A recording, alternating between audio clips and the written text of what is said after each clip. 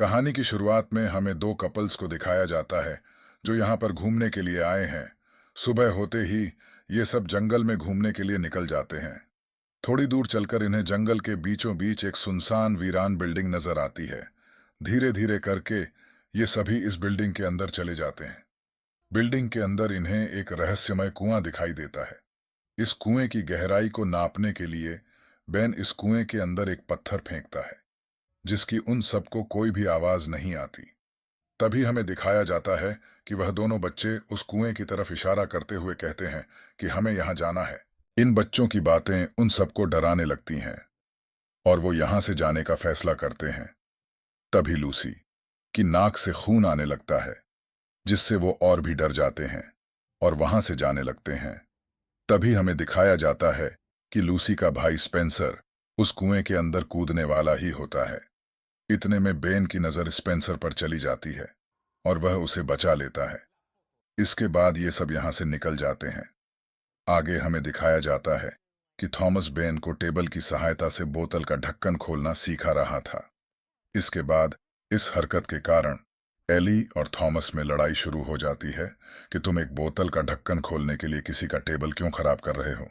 इन सब के बाद मार्गरेट एली से उनके रिलेशनशिप के बारे में पूछती है, जिसके बाद एली मार्गरेट को इन सब के पीछे का कारण बताती है कि उससे पास्ट में एक गलती हो गई थी, जिसके कारण आज भी थॉमस उससे नाराज है। मैंने उससे उस गलती की बहुत बार माफी मांगी, लेकिन उसने अभी तक मुझे माफ नहीं किया। मार्गरेट एली को समझाती है कि तुम एक बार और कोशिश करके देखो। आज रात हम तुम्हारे बच्चों को संभाल लेंगे और तुम्हें थॉमस के साथ समय बिताने का मौका मिल जाएगा। तभी हमें दिखाया जाता है कि वह दोनों बच्चे बेन और मार्गरेट के साथ एक गेम खेलने लगते हैं और उनको कहते हैं कि हमें उसी जगह जाना है, यानी कि उस कुएं के पास। बेन मार्गरेट को कहता है कि मुझे लगता है कि बच्चे बहुत ज्यादा थक गए हैं, तुम इन्हें जाके सुला दो। जब सुबह होती है तो वो दोनों बच्चे वहां नहीं होते। मार्गरेट उन बच्चों को अपने पूरे घर में ढूंढती है, लेकिन वे बच्चे उसे कहीं भी नहीं मिलते। बेन को उन बच्चों की रात वाली बात याद आती है और उन बच्चों को देखने के लिए बेन वहीं चला जाता है। बेन को बच्चे कुएं के पास मिलते हैं, लेकिन बेन को देखते ही उन बच्चों ने उस कुएं में छलांग लगा दी थी। बेन उन बच्चों की मौत का जिम्मेदार खुद को मानने लगता है और बहुत देर तक सदमे में यहीं बैठा रहता है। हिम्मत करके बेन वहां से खड़ा होता है और वापस जाने लगता है। रास्ते के बीच में ही उसको मार्गरेट का फोन आता है कि बच्चों को ढूंढना बंद कर दो। बच्चे अपने माता पिता के पास पहले ही जा चुके हैं। ये बात सुनकर बेन और भी हैरान हो जाता है, क्योंकि उसी के सामने उन बच्चों ने उस कुएं में छलांग लगाई थी। बेन को मार्गरेट की बात पर विश्वास नहीं होता है, लेकिन जब बेन थॉमस और एली के घर में उन बच्चों को खेलता हुआ देखता है तो वह और भी हैरान हो जाता है कि इन बच्चों ने तो मेरे सामने कुएं में छलांग लगाई थी, फिर ये दोनों यहां पर कैसे आए और दोनों जिंदा कैसे हैं। यह देखकर बेन और भी डर जाता है और पूरी कहानी जाकर मार्गरेट को बताता है, लेकिन मार्गरेट को बेन की बातों पर विश्वास नहीं होता। मार्गरेट को लगता है कि बेन नशे में है। इस पर मार्गरेट बेन को आराम करने के लिए कहती है। बेन जब अपनी दवाई लेकर घर के बाहर आता है तो उसे वहां पर लूसी मिलती है, जो उसे अपनी बातों से डरा रही थी। बेन ने लूसी से पूछा, तुम मेरे से क्या चाहती हो? लूसी ने बेन को बताया कि कुछ नहीं, मैं तो बस आपके साथ खेलना चाहती हूँ। इसके बाद वह वहां से गायब हो जाती है। जब बेन बाहर जाकर देखता है तो वह दोनों बच्चे वहां खेल रहे होते हैं। तभी हमें दिखाया जाता है कि लूसी बेन को डराने के लिए एक तीर से मार्गरेट को मारने का नाटक करती है, जिससे बेन बहुत जोर से चिल्लाता है, लेकिन वह लूसी को कुछ भी नहीं कहता। कुछ देर बाद स्पेंसर बेन को एक चिप्स का पैकेट देता है, जिसके अंदर बेन कुछ कीड़ों को देखता है। बेन अब उन दोनों बच्चों की शरारतों से तंग आ चुका था, जिस पर वह उनको डांट देता है। यह देखकर थॉमस और एली को बेन पर गुस्सा आ जाता है। तभी बेन उन दोनों को कल सुबह वाली पूरी बात बताता है। इसके कारण थॉमस और एली को बेन पर और भी ज्यादा गुस्सा आता है। वह दोनों बेन को भला बुरा बोलने लगते हैं। तभी एली गुस्से में बेन को बोलती है कि मार्गरेट को बच्चे चाहिए, लेकिन तुमसे नहीं, क्योंकि तुम पागल हो और तरह तरह की दवाइयां लेते रहते हो।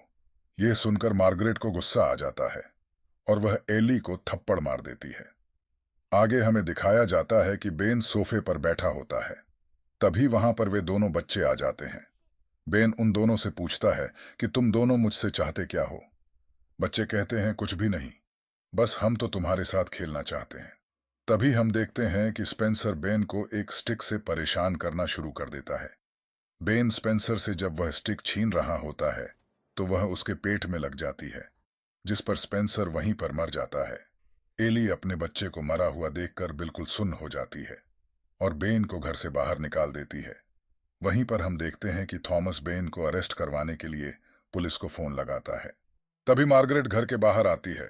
बेन मार्गरेट को बताता है कि ये बच्चे कोई और है, उनकी मौत तो बहुत पहले हो चुकी है। मैंने खुद कुएं में इनकी लाश देखी थी। बेन इनकी डेड बॉडीज को दिखाने के लिए मार्गरेट को कुएं के पास ले जाता है, लेकिन कुएं में कुछ भी नहीं होता है, जिस पर मार्गरेट इमोशनल होकर वहां से चली जाती है। अब मार्गरेट को यह विश्वास हो चुका था कि बेन सच में पागल हो चुका है। जब मार्गरेट घर पर आती है तो उसे वहां पर लूसी मिलती है, जो उसे कुछ कहती है। तभी वहां पर थॉमस आता है और मार्गरेट को लूसी से दूर रहने को कहता है। थॉमस की बात सुन के मार्गरेट अपने घर के अंदर चली जाती है। तभी हम देखते हैं कि स्पेंसर अचानक से जिंदा हो जाता है। इसके बाद हम देखते हैं कि मार्गरेट को कुछ विचित्र प्रकार की आवाजें सुनाई देती है, जिन्हें सुनकर वह डर जाती है और बेन को फोन करती है, लेकिन बेन उसका फोन नहीं उठाता। डर के मारे जब मार्गरेट एली के कमरे में जाती है तो उसे एली जख्मी हालत में नीचे गिरी हुई मिलती है। एली मार्गरेट की बाहों में अपना दम तोड़ देती है। यह काम उसी के बेटे स्पेंसर ने किया था।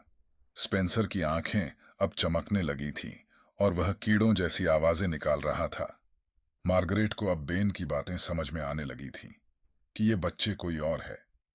स्पेंसर मार्गरेट को मारने के लिए आगे बढ़ता है। मार्गरेट जल्दी से कमरे का दरवाजा बंद कर देती है और जब घर से बाहर जाती है तो उसे एक लेडी ऑफिसर मिलती है। मार्गरेट उस लेडी ऑफिसर को पूरी कहानी बताती है। वह ऑफिसर मार्गरेट को कहती है कि तुम एक बार यही रुको, मैं अंदर जाकर देखती हूँ। तभी उस लेडी ऑफिसर को कोई अंदर खींच के ले जाता है और मार्गरेट को बस उस लेडी ऑफिसर की चीखें ही सुनाई देती है। अब मार्गरेट वहां से जाने के लिए गाड़ी स्टार्ट करती है, लेकिन तभी उसे वहां पर बेन दिखाई देता है। मार्गरेट बेन को बहुत आवाजें लगाती है, लेकिन वह मार्गरेट की आवाजों का कोई जवाब नहीं देता है और घर के अंदर चला जाता है। मार्गरेट जल्दी से घर के अंदर भागकर बेन को अपने गले लगाती है। मार्गरेट बेन का हाथ पकड़कर उसे वहां से ले जाने लगती है और कहती है कि तुम उन बच्चों के बारे में सही कह रहे थे। यह जगह बिल्कुल ठीक नहीं है, हमें जल्द से जल्द यहां से निकलना होगा। तभी हम देखते हैं कि बेन मार्गरेट को कहता है कि यह जगह बिल्कुल सही है और आज से हम यही रहेंगे और अपने जैसे और भी बनाएंगे। बेन की ये बातें सुनकर मार्गरेट को पता लग जाता है कि ये बेन नहीं है। बेन से बचने के लिए मार्गरेट बेन के कंधे पर एक हथियार से वार करती है।